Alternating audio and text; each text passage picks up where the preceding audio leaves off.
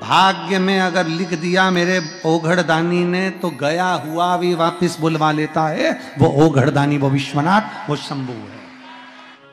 पहले हमने कथा में कहा है, आप लोगों ने सुना कि नहीं सुना हमको नहीं मालूम, स्मरण किया होगा कि शिव महापुराण में पहले वर्णन करा है कि शंकर जी पे चढ़ा हुआ जल लाकर अपने दरवाजे की चौखट पर छींटो। सुना था कि नहीं सुना था? जम के बोलो जरा, सबने सुना था ना कि अपने दरवाजे की चौखट पर छींटो, अपने दरवाजे के अंतर्गत छींटो। उसका कारण क्या था? उसका केवल एक कारण है कि भगवान शंकर पर चढ़ा हुआ जल अगर थोड़ी सी भी रज लगकर आ गई, भगवान शिव का चढ़ा हुआ जल अगर हमारी चौखट पर, दुकान पर आकर अगर छिटक दिया तो कुबेर का भंडार मेरा महादेव भर ही देता। और तो और कितना सुंदर संवाद किया महाराज जी। प्रयास करिएगा जीवन में एक बार, बन सके, अगर बन सके जीवन में एक बार प्रयास करिएगा। अगर गुरुवार का प्रदोष पड़ जाए, कौन से वार का?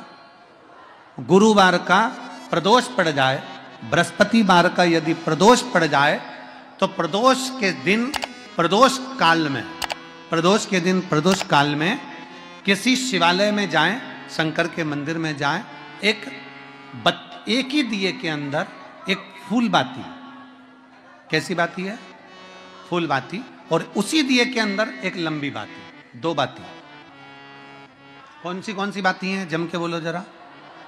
एक फूल बाती, एक लंबी बाती, दो बाती। एक ही दिए के अंदर फूल बाती, लंबी बाती दोनों रख लें।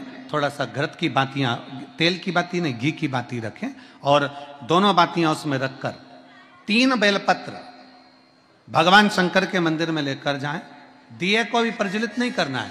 पहली बेलपत्र नंदीश्वर की, जो ऊपर का भाग होता है जिसको हम शिव तत्व भाग कहते हैं, नंदी के पीठ पर एक भाग होता है जिसको शिव तत्व भाग कहा जाता है, वो नंदी की पीठ पर जो भाग है वहां पर एक बेलपत्र समर्पित करें। दूसरा बेलपत्र आप जो माता पार्वती जी का, जैसे ये शिवलिंग है और ये गोल भाग है, ये माता पार्वती जी का हस्तकमल है, तो माता पार्वती जी का जो हस्तकमल है, इस हस्तकमल पर कहीं पर भी एक बेलपत्र आप समर्पित कर दें।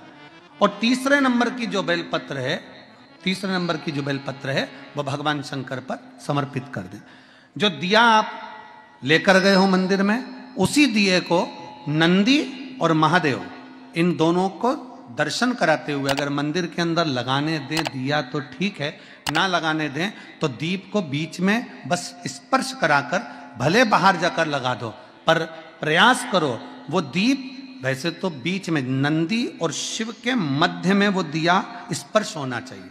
जैसे ये नंदी है और ये शिव है, तो इसके मध्य में दीप स्पर्श कर ले, भले उसको जलाने ना दे, पर स्पर्श मात्र कर कर अगर आपने एकांत में कहीं पर भी ले जाकर लगा दिया, उस दीप को जला दिया, तो गया हुआ कितना भी करोड़ रुपया हो, वो धीरे धीरे कर कर गया हुआ धन हमारा वापस आता ही है। कोई खाकर भी बैठ गया तो देगा जरूर, वो धन आएगा जरूर, कैसे भी आएगा, पर अपनी संपदा वापस। जिंदगी की मान लो अगर कोई ऐसी घड़ी आ जाए, आज विश्वनाथ जी की धरा से ये बात लेकर जा रहे, कभी मान लो ऐसी घड़ी आ जाए कि इतना बड़ा दुख सामने आकर खड़ा हो गया, कोई निर्णय नहीं निकल रहा उस दुख का। शिव पुराण कह रही है, भगवान शंकर का पावन चरित्र कह रहा है, बहुत बड़ी विषमता में फंसे हुए, बहुत बड़ी समस्या में गिरे हुए हो, बहुत तकलीफ घर में चल रही है, बहुत कष्ट है, तब कारकोट सर्प की यह कथा कहती है, कारकोटेश्वर महादेव की कथा कहती है कि 12 बेलपत्र, कितनी बेलपत्र? 12, 4 गड्डियां 3-3 बेलपत्र की बनी, और 12 बेलपत्र अशोक सुंदरी वाला जो स्थान होता है, सबको मालूम है ना अशोक सुंदरी का स्थान? अशोक सुंदरी वाला जो स्थान होता है, वो 12 की 12 बेलपत्र की 4 जो गड्डियां हैं, वो गड्डियों को 4 बेलपत्र का जो क्रम है वो पूरी गड्डियों को, तीनों चारों को ले जाकर शंकर भगवान के उस सुंदर अशुभ सुंदरी वाली जगह पर केवल महीने की, किसी भी महीने की 2 प्रदोष आप अपने हृदय से बाबा की अशुभ सुंदर वाले स्थान पर समर्पित कर कर 1 लोटा जल शिव जी को उत्तर की ओर मुख कर कर समर्पित करें।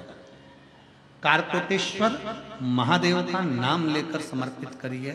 कैसी भी विषम परिस्थिति चल रही होगी उसका हल निकल ही जाएगा, उसका हल निकलेगा ही।